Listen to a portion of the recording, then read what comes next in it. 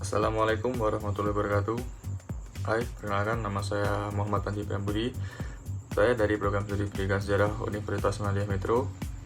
Oke, dalam kesempatan video kali ini saya akan sedikit membahas tentang awal masuknya pengaruh Islam di India dan di kerajaan Delhi. Oke, simak videonya. Oke, langsung saja, yaitu yang pertama, pengaruh Islam terhadap kehidupan rakyat di India, yaitu bidang sosial budaya. Nah, penaklukan Islam atas anak benua India telah memperkaya bidang sosial budaya di India. Sebagai contohnya, yaitu satu, telah lahirnya bahasa-bahasa baru yang merupakan campuran dari bahasa Sanskerta dengan bahasa Persia dan Arab. Dan ada pengaruhnya juga terhadap hak asasi manusia, pendidikan, gaya berpakaian, makan, dan lain sebagainya. Kemudian yang kedua yaitu kesenian.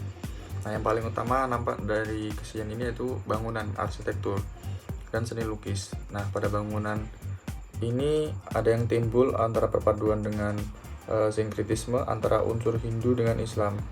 Pada seni lukis ini terdapat 3 pusat seni lukis, yaitu Anjata, Delhi, dan Jaipur. Kemudian yang ketiga yaitu Quran. Nah, dalam bidang ini yang berkembang pesat itu adalah karya sejarah. Nah, hal ini disebabkan oleh orang Arab Islam pada umumnya yang menggemari sejarah. Kemudian yang kelima yaitu ideologi keagamaan. Hasil nyata dari bidang ini adalah banyaknya konversi orang Hindu yang beralih untuk agama Islam atau mualaf.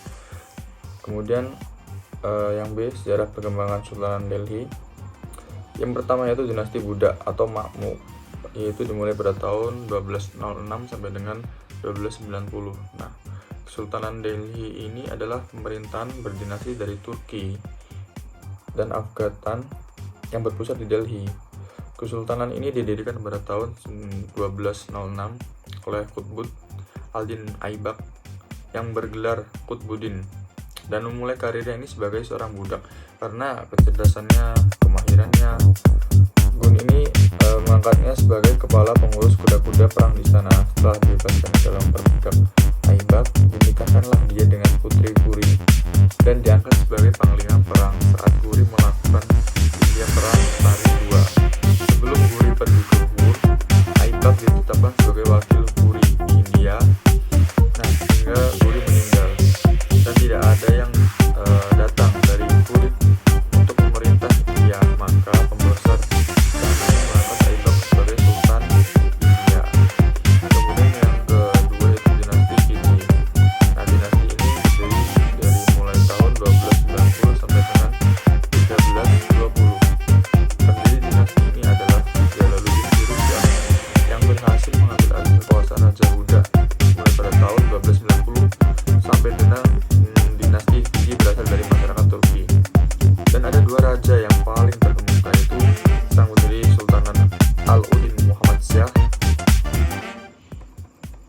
Nah, dan yang ketiga yaitu dinasti Tughlaq, berdiri dimulai pada tahun 1320 sampai dengan 1414.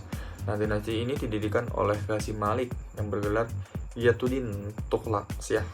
Nah, dia ini seorang panglima keturunan India Turki yang mampu memulihkan stabilitas kekuasaan Muslim di India Utara dan Deca. Dan putranya yaitu yang bernama Ghiyasuddin Muhammad Shah adalah raja yang paling menonjol dari dinasti Tughlaq ini. Kemudian yang keempat yaitu dinasti Shahid, dimulai pada tahun 1414 sampai dengan 1451. Pendiri dinasti ini adalah Hid Khan, yaitu seorang bekas gubernur Multan yang memerintah sebagai bawahan timur dan puas dengan gelar rakyat atau Panji-Panji Mulia. Nah, otoritas kekuasaan dinasti ini hanya sekedar ibu kota Delhi dan masa dari dinasti ini hanya 40 tahun. Hal itu karena sejak awal mereka kurang disegani oleh kalangan militer Turki dan Afghanistan di Delhi. Kemudian yang kelima yaitu dinasti Lodi, dimulai pada tahun 1451 sampai dengan 1526. Dinasti Lodi ini dibentuk oleh Bahlul Khan, seorang pemimpin suku Afghan Lodis yang pada tahun 1451 yaitu mengambil alih kekuasaan raja dinasti Shahid Tahir, yaitu Alauddin Alam Shah.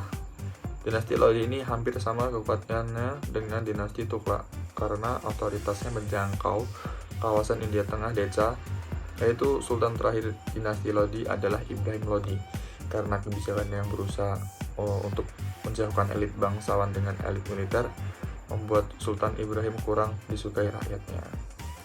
Kemudian yang keenam yaitu dinasti Suri atau Afgan.